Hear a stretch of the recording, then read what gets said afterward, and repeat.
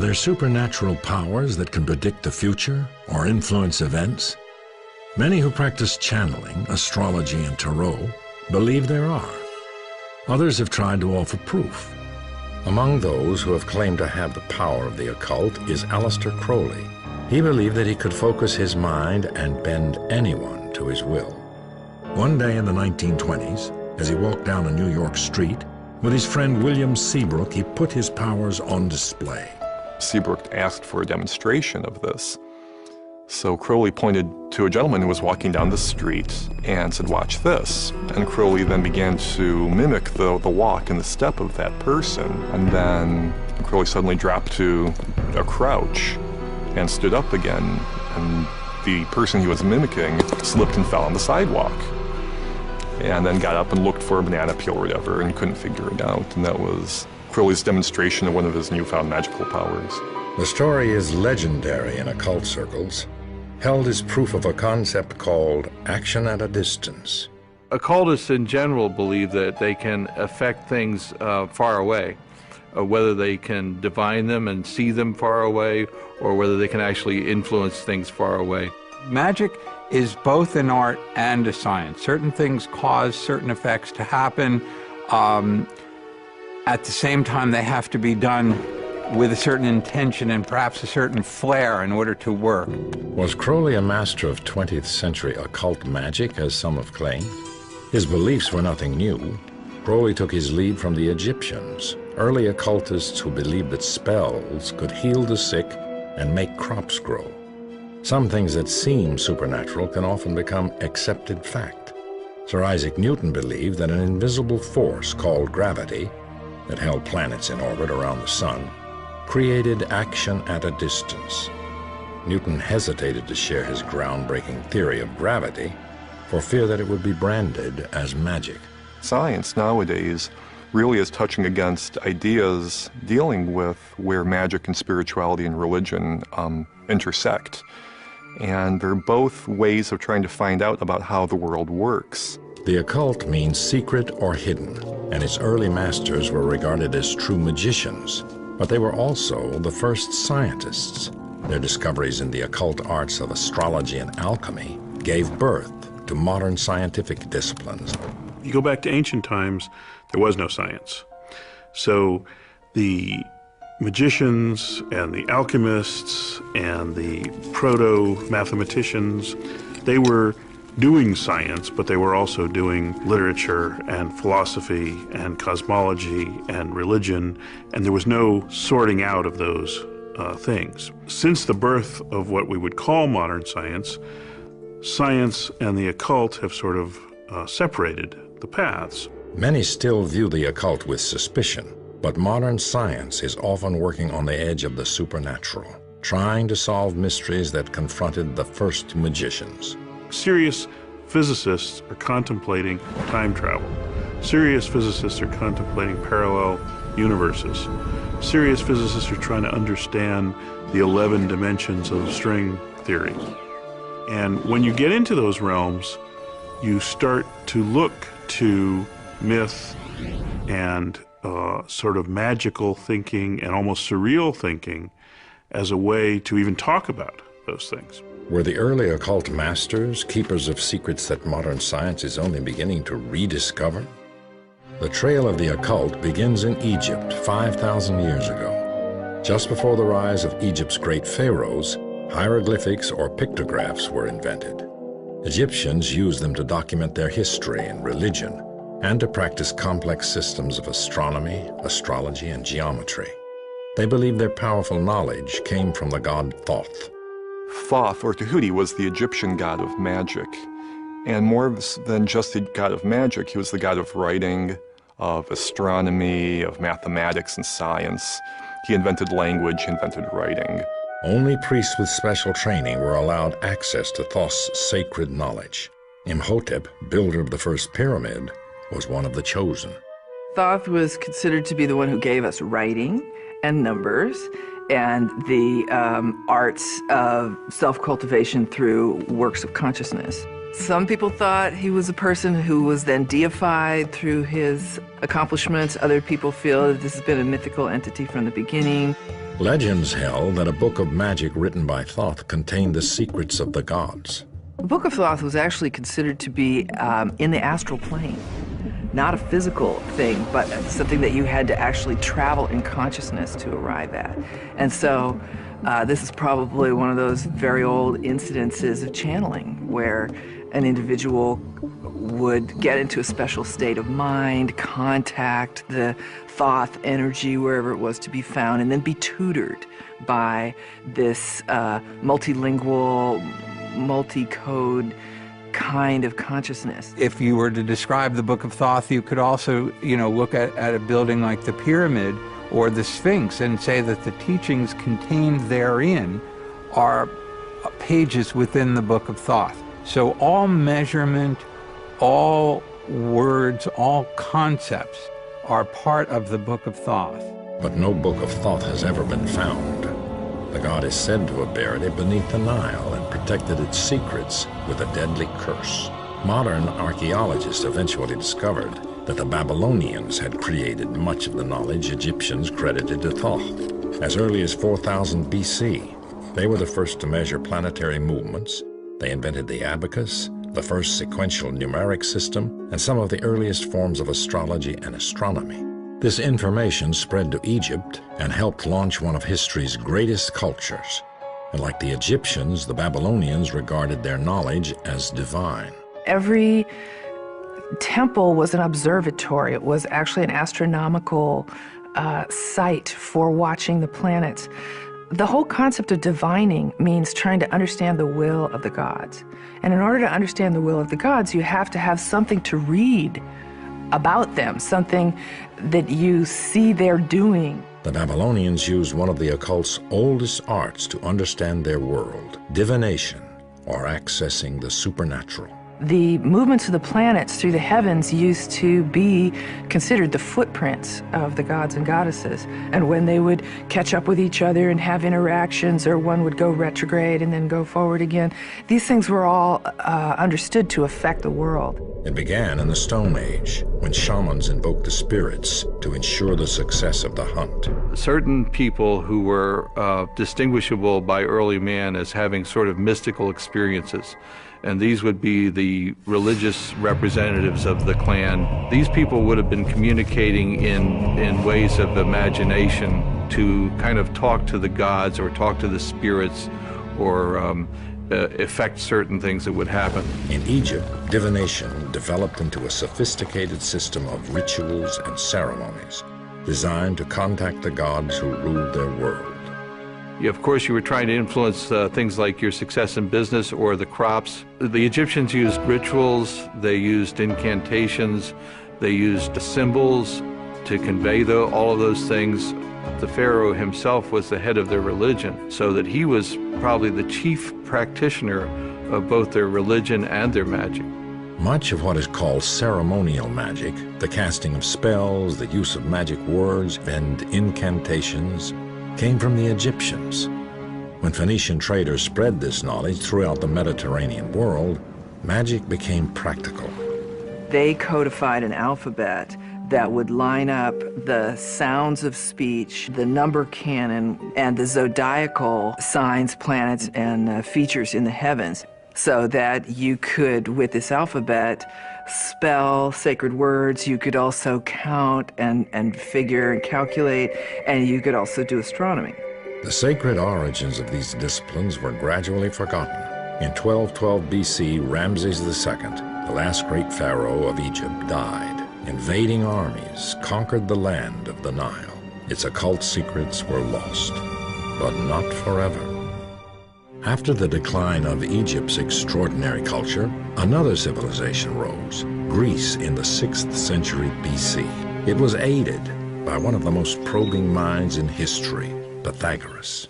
Our alphabet, the buildings that surround us, even the music we hear, owes a debt to this brilliant philosopher. In his pursuit of wisdom, Pythagoras traveled broadly, searching for lost occult knowledge. He found it in the mystery schools scattered throughout many different cultures. Pythagoras synthesized the elements of these teachings into a new discipline, philosophy. Its foundation, numbers. He believed that mathematics and philosophy and an understanding of the divine all went together. We can't say he originated anything, but he condensed and boiled down the knowledge of the world and then brought it to a practical application. Pythagoras identified numbers as the most fundamental elements of creation. As we look at science in this day and age, we're finding that the whole world is filled with these mathematical constants. You've got pi, you've got the speed of light, you've got the force of gravitation. So the idea that numbers describe the world seems to be the case. In 518 BC, Pythagoras opened a school in the Croton region of southern Italy. His carefully selected disciples were called mathematicoi. Their initiation was rigorous. 3 introductory years, followed by 5 years of absolute silence, then 5 more of training. Only then were students ready to learn the most sacred mysteries of numbers. He wanted to produce philosophers like himself, so you had to be very circumspect, you had to be very self-controlled to be able to even be in his school. Pythagoras turned the numbering system of the Babylonians into a sacred science. They believed that number was like God. And to connect with this was to be talking to God. And so from that arises a whole lot of symbolism that later becomes numerology, Kabbalah, things like that. Pythagoras discovered that the mystery schools shared the belief that all of creation was at one with God. He did a huge amount of explaining sacred mathematics by showing how the 1 splits and becomes 2, the 2 finds a synthesis and becomes 3, the 3 breaks open and becomes the 10,000 things. And that same story you read in the I Ching, you read in other metaphysical ancient documents, because everybody was trying to understand, how do we get number out of all? Many credit Pythagoras and his school with the development of numerology and the efficient Greek alphabet eventually adopted by much of Western culture. Pythagoras also applied numbers to decode music, which Greeks regarded as the language of the gods. He invented the monochord, which defined the numerical ratios of the musical scale. Pythagoras believed he had solved the mysteries of the universe. But there was also this idea that there was a music of the spheres, that the heavens itself was playing a sort of orchestral piece. The planets themselves stack up around the sun at harmonic intervals. White light breaks out into color at harmonic intervals. Sound is also harmonically, the harmonic sequence that comes out of any given note, those nodes of overtones are all governed by the same mathematics. So it was Pythagoras who articulated harmonic math to the West. Ultimately, the exclusivity of Pythagoras' school caused its downfall. In 508 BC, the school was burned to the ground. There was a point at which his schools were attacked and destroyed and some of his followers killed. Pythagoras himself left and went off into the countryside and died, and no one really knows what happened. Some people think that he committed suicide, but it's a mystery. No one's really sure. The society was hounded into extinction. Generations of later Greeks built upon Pythagoras' philosophy, and Aristotle turned it into science. But then came Christianity, and for the next 1,000 years, religion cast a long shadow over science and the occult. During the first 15 centuries of Christianity, occult knowledge was driven underground. When the Judeo-Christian consolidation of Western spirituality became the enforced model, magic was really moved way off to the sidelines and became a dark and forbidden subject. Priests were the intermediaries between people and the divine. Christianity also wielded unparalleled political influence. The church had developed a hierarchy. It had developed the idea that the Pope took his word from God and then passed that down to the rest. And the church had also cemented itself with certain monarchs. The church closely guarded its exclusive access to divine authority. Like every other in-crowd group, if everybody can do it, then you can't claim that your guys are, special. For centuries, Western Europe lived largely under church control. In the Middle Ages, magic became a rebellious act perpetrated almost as an anti-Christian or an anti-authoritarian type of behavior. The church singled out occultists, condemning them because they believed that an individual could have direct access to God. They took the whole concept of church hierarchy, priests, the church itself, as a place of worship and said, no, you don't need any of this stuff. What you need is to work on discovering within yourself that divine spark. But in the 14th century, the occult would rise again. Ironically, the church's holy war, the Crusades, was in part responsible. Monasteries to the east on the border of the Muslim world had preserved many of the ancient Greek and occult texts, studying them as curiosities. Returning crusaders brought a number of these documents back to Europe with them. This learning started to trickle back, and little things were found in monasteries, a bit of scripture here, a bit of text there. And so the rumors were around that there had been greater learning in the past. This rediscovery fueled an extraordinary rebirth of culture. Well, this was the point. People began to realize, oh, there was wisdom amongst the ancients. You have a new reverence for Egyptian and Greek and Roman and Hebraic tradition, because people are looking for really empowering knowledge and looking to understand the secrets of the ancients. Art and science swept through Western Europe in the 1400s as it ushered in the Renaissance. Leading the movement into new ways of looking at old knowledge was the German physician Paracelsus. Born in Germany in 1493, Paracelsus trained in traditional medicine but also studied alchemy. Ultimately, forced out of school for challenging the status quo, he embarked on a nomadic life supporting himself with astrology readings. In his far-flung travels, he sought knowledge from any source he could find. Paracelsus went around Europe and talked to barbers, talked to witches, talked to midwives, talked to, the village healer, and gathered together from everywhere what worked. And this was his huge final stance, is I use what works.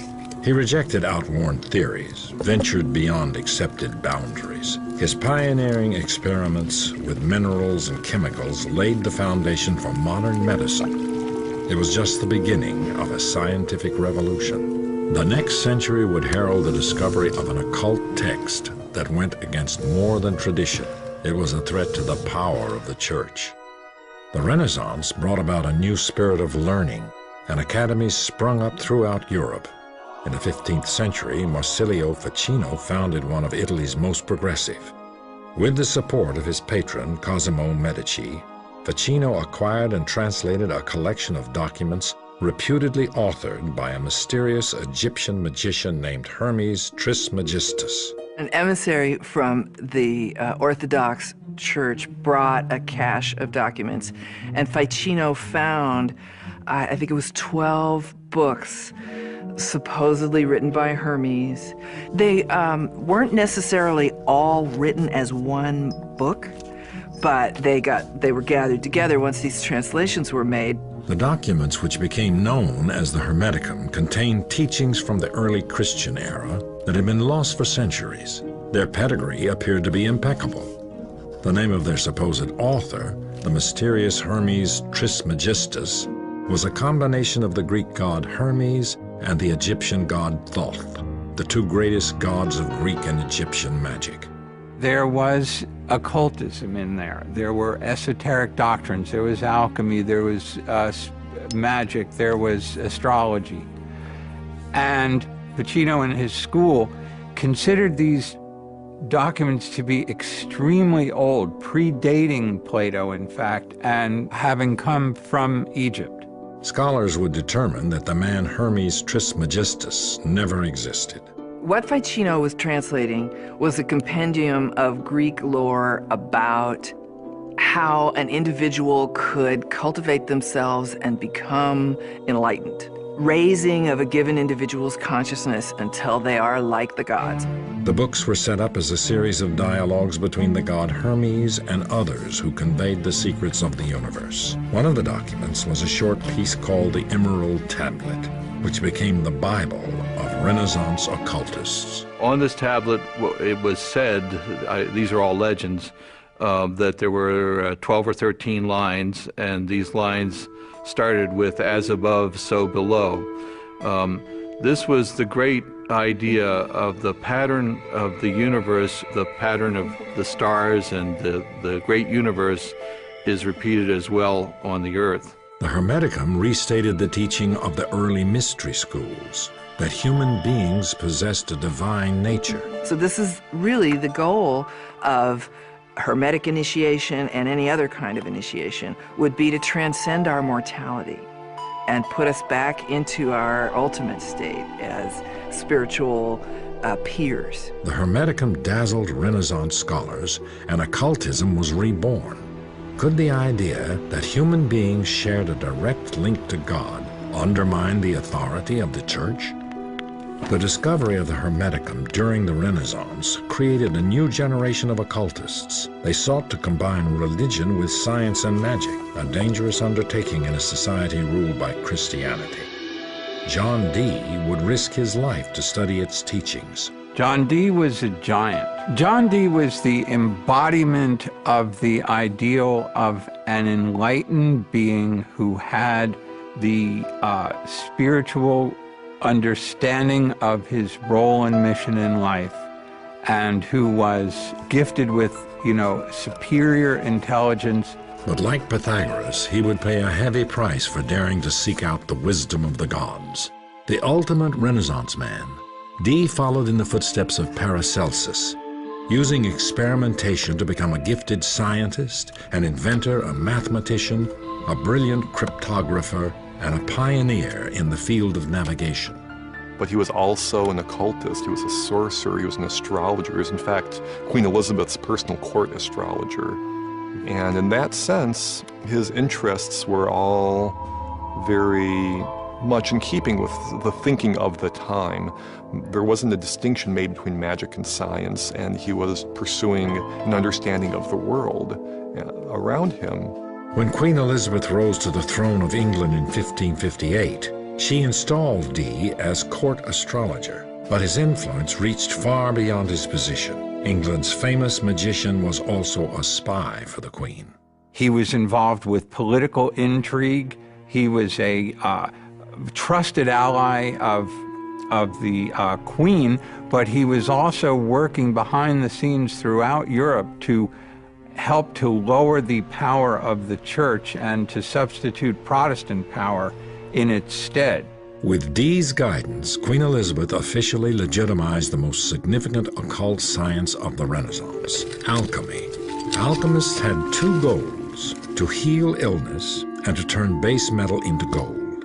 They believed success could be achieved by finding the Philosopher's Stone, a mystical agent that would also produce a higher level of consciousness in the alchemist. That was really an approach to trying to understand the way the physical world works, and alchemy as a practice, was the forefather of modern chemistry. Alchemy had existed since the early Egyptians, but in the hands of the Renaissance scientists, it reached new heights. Everything that we know and do today in our modern science was developed by the alchemists. Laboratory techniques were part of the alchemical tradition. The observation of results, the scientific method is a child of alchemy. Alchemists were on the leading edge of science. They discovered phosphorus, zinc, the distillation of alcohol, the germ nature of diseases. They were the first to understand how blood circulates in the body.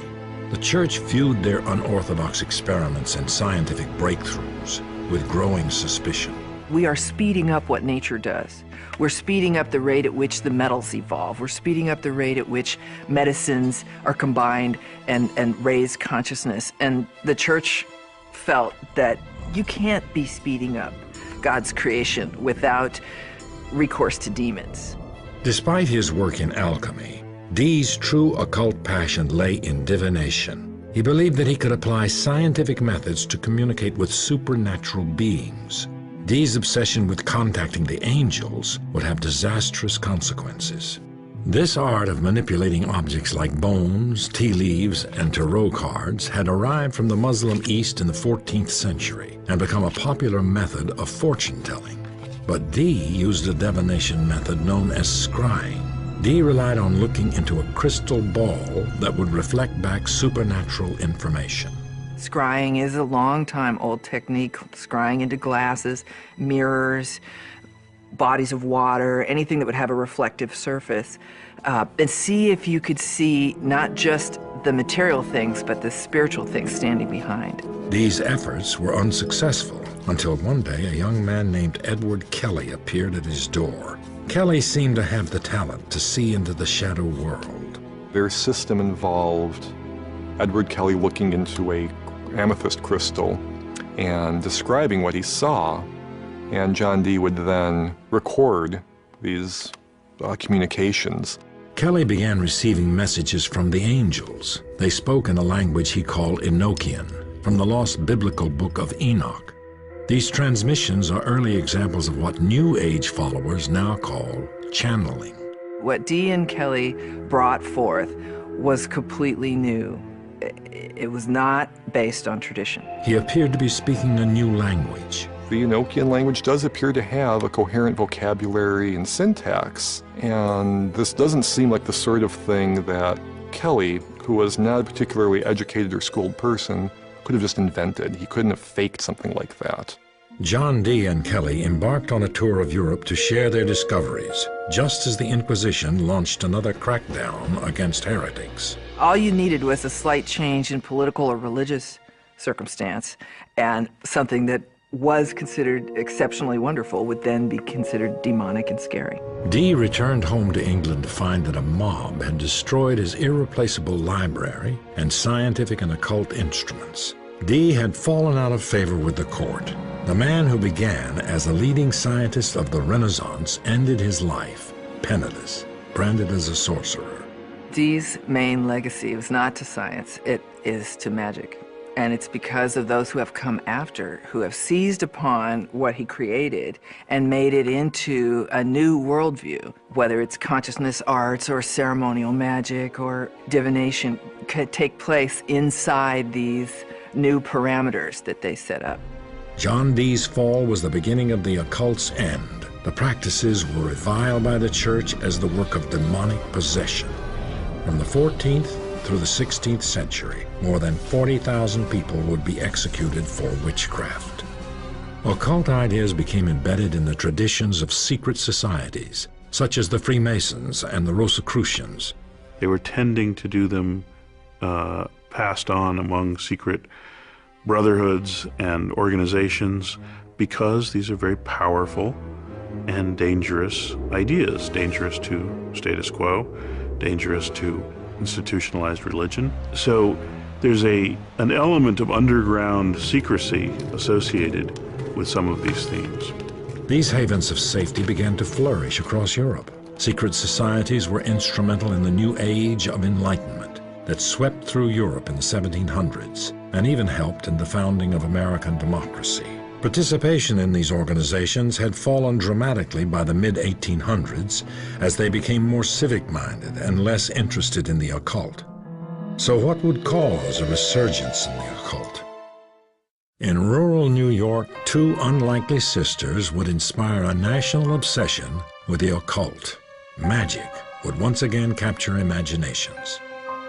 On March 31st, 1848, Sisters Leah and Margaret Fox publicly declared that they had contacted spirits from beyond the grave. An American fascination for communicating with the dead occurred almost overnight. The Fox sisters used a technique called a seance, which quickly became one of America's most popular pastimes. People gathered in a darkened room while a medium tried to make contact with the spirit world. There would be tambourines and other bells that would sound, and the medium would actually be able to exude, ectoplasm from their nostrils or their mouth, and it was this sort of spiritual substance that allowed the spirits of the dead to manifest and appear. And in other cases, the medium would simply become a conduit or a channel through which the deceased were able to speak. Many who practiced spiritualism believed it would lead to scientific proof of the existence and immortality of the soul. And they gained an iconic champion when the Russian-born Madame Blavatsky arrived in New York at the height of spiritualism's popularity. She soon became the self-proclaimed decoder of ancient occult secrets. She grew up in a wonderful occult library that her father had established. She could see the connections between different cultures, spiritual teachings, and she was attempting to correct the errors of Christianity by bringing in mysticism and spirituality from other cultures. Born in the Ukraine in 1831 to a lower-ranking nobleman, Blavatsky was married early, but she abandoned her husband to spend 10 years traveling the world. She claimed to have studied with mystical adepts in India and Tibet. The exotic cigar-smoking medium became a sensation in the occult circles. She just wouldn't accept limits. She was one of the most educated person anybody who met her had ever met. And they couldn't understand, how could this powerful intellect be in this female body, just chewing up the landscape and producing this tremendous inspiration? Blavatsky's seances were the talk of New York. Mysterious letters would appear, written by spiritual leaders she called the Great White Brotherhood. Blavatsky was not above taking advantage of the popularity of seances to push her own cause, and she used these seances to, in very spectacular effect, to materialize letters written by these ascended masters as instructions being passed down to her. The Brotherhood dictated to her the books that became the foundation of a new science of mysticism, theosophy. Blavatsky wrote essentially two gigantic collections, Isis Unveiled and The Secret Doctrine, which purported to be the teachings, the secret teachings of this kind of Eastern brotherhood, the mystery schools of initiation.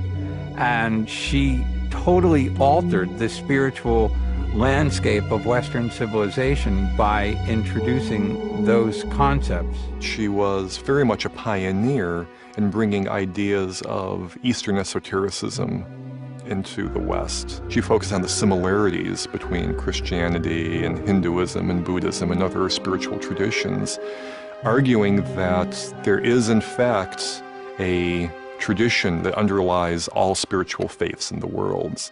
Blavatsky regarded her work as spiritual science and made connections between recent scientific advancements and occult beliefs. Blavatsky promoted the ancient Eastern mystical view that the essential nature of the world was not matter, but energy, which foreshadowed the discoveries of modern physics. Blavatsky also revived the Eastern beliefs in reincarnation and karma. Quickly acquiring a cult following, she launched the Theosophy Society. The term theosophy, which Blavatsky coined, really comes from two words. They're of Greek origin. One is theos, which means God, and Sophia, which means wisdom. So the Theosophical Society was teaching divine or sacred wisdom. The Theosophical Society spread internationally and still exists in many countries. Blavatsky was hailed by her followers as the mother of the New Age.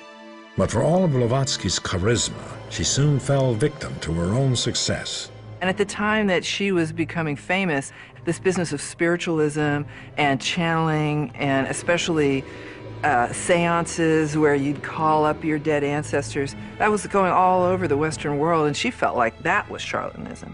So she wanted to represent a model that stepped outside of that and spoke to the verities, the truths, the larger things. But unfortunately, in the end, she got reduced down to the very thing she was trying to fight. In 1885, Blavatsky was investigated by London's Society for Psychical Research. It concluded that her seances were rigged. Writings didn't magically come from beyond the grave. There was a spring-loaded device in the bedroom above her chamber that allowed someone to put a letter into this device and have it drop down between the floorboards and materialize in their hands. Though many devoted followers refused to abandon theosophy, Blavatsky was now tainted with fraud. She died soon afterwards. Her followers established a new headquarters in India where theosophy thrived. A young protege, Krishnamurti, was identified as a reincarnated master and groomed to lead the Theosophy Society into the 20th century. Blavatsky's synthesis of Eastern and Western spirituality broke new ground in occultism. A man described by newspapers as the most wickedest man alive claimed he had penetrated even deeper into mysteries. Born in 1875, Aleister Crowley was raised in a strict religious household. His mother nicknamed him the Beast from the Book of Revelation. It was a title he embraced his entire life. He identified himself as the Antichrist, as the force that would take away this terrible Christian program which had so warped his childhood. Crowley began studying the occult as a member of the Golden Dawn. The Hermetic Order of the Golden Dawn was the secret society par excellence of the Victorian age in England. It brought together, again, the knowledge that was available at that point in time. So you had tarot, and you had Kabbalah, and you had John Dee's angelic magic and Rosicrucian traditions all being melded together under a single system. The Golden Dawn attracted many of the London intelligentsia. Crowley, though, ultimately broke away from the group. He would find his own system of belief after a trip to Egypt, where his wife received a mystical signal that told him to prepare himself for a message from the gods. Heeding the call, he began spontaneously writing a book he called the Book of the Law. This book announces a new law for mankind. And in fact, it tells us that we are very emboldened and brightened spiritual entity, that in fact, we are as the gods. The Book of the Law was another synthesis of Eastern and Western spirituality. Crowley called his new system the Lema. It incorporated principles of magic that he said he had learned from ancient Egyptian and other occult sources. He became a self-proclaimed master of action at a distance, focusing the power of his intention or will to create desired effects. Aleister Crowley defined magic as the art and science of causing change to occur in conformity with the will. And his whole approach is basically to empower the practitioner to make their intentions happen, to materialize what they want to have happen in the world. The Lema's fundamental law was, "Do what thou wilt shall be the whole of the law. Love is the law. Love under will."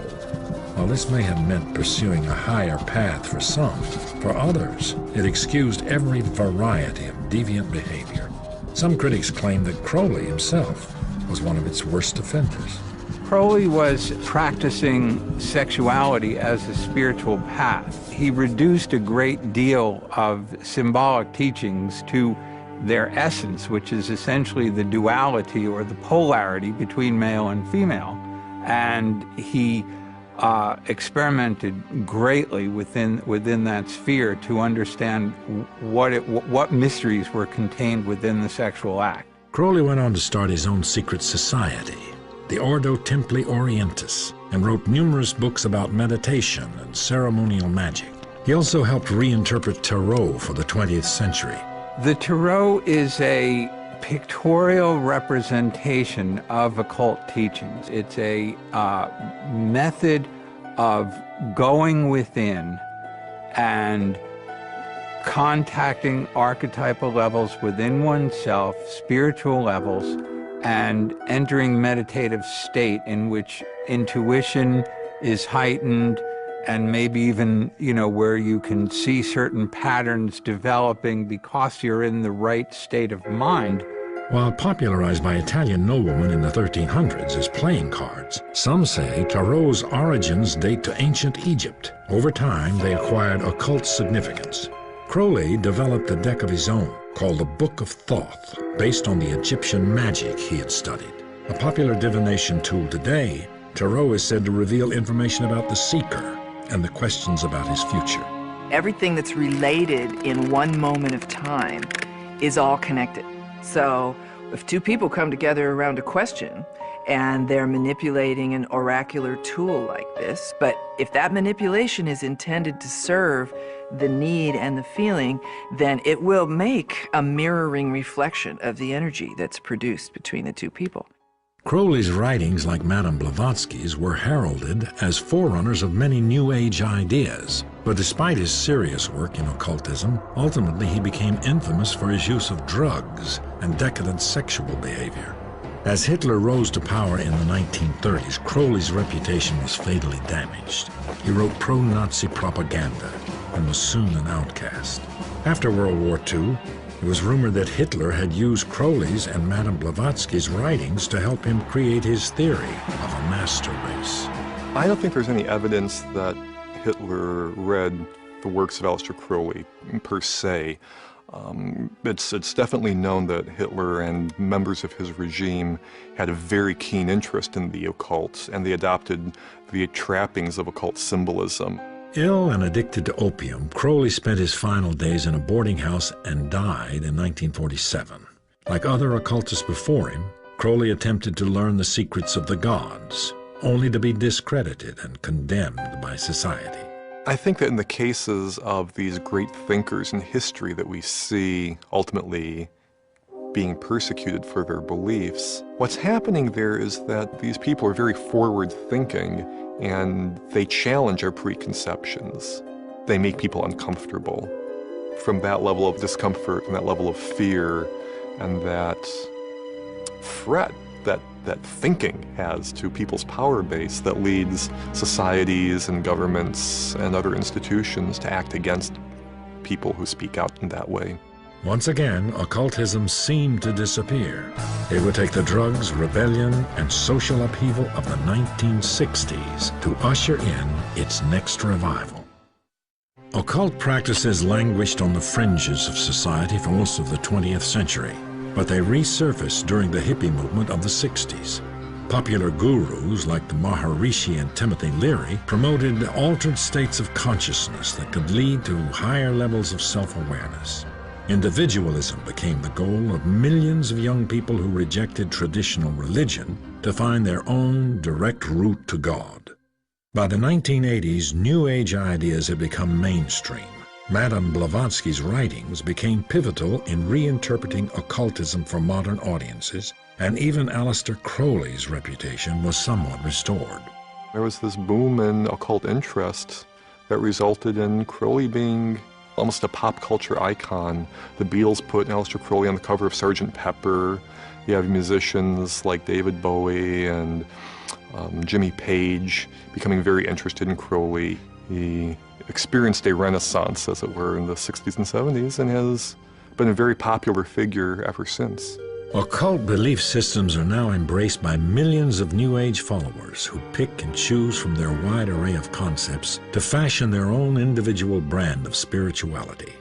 Yet the occult is still often regarded with suspicion. Many of those who practice occultism describe it as a modern mystical quest. The mystical quest is the process by which a limited, time-space-bound human being can transcend their background and history and come into this divinized or macrocosmic consciousness. And that is the process of becoming immortal. You know, leaving this physical flesh behind and being successively identified with larger and larger realms of reality. The holistic philosophy of New Age beliefs continues to grow in popularity. We're surrounded by material wealth and technology, and we feel like we've lost something. We've lost that connectedness. We've lost the understanding of our human roots. And a lot of the interest in New Age ideas and a lot of the look back to ancient ideas stems from that desire to reconnect with that history and to make us feel more whole, more spiritual, more connected, more aware of the passion and meaning of life around us. But what began as occult magic has informed the world of science. There were attempts, legitimate attempts, to try to understand the way the world works. And there would not be astronomy today if it had not been for the ancient astrologers who studied the heavens. There would not be chemistry today if it weren't for the alchemists who did their thing as well. Some of the secrets that they thought they were working on were the secret of eternal life, the secret of being able to be without disease, then the great secrets of transformation, let's say, of lead into gold, but that's like not the only one. Maybe one of the transformations is the human being into a godlike thing. And it's a wonderful thing that now we come around to particle physics and people thinking that life is pure energy, and that maybe there is a connection between those ideas, that maybe the power to become godlike is in the ability to transform yourself. Medicine and science have benefited from the input of occultism. And in the future, what we think of as magic may play a role in even greater discoveries. In our push to science, we're a culture of specialists, very focused on particular areas. So I think some of that holistic nature from the past is necessary to make the breakthroughs that we are currently not able to make in science. Beliefs can blind us, whether they're religious beliefs or scientific beliefs. And the great thing about these occult sorts of experiments is that they keep us open to possibility. Despite the progress made by science, the modern world is still full of mysteries that may never be solved. It's the unknowable. It's the mystery. And that mystery is the center of the spiritual quest. But it's also the center of the scientific quest and the artistic quest. That is what we're here on Earth to do, is seek after that mystery. Like the first occultists, modern scientists will continue to search for ways to divine the mysteries of our world and the forces that have created them.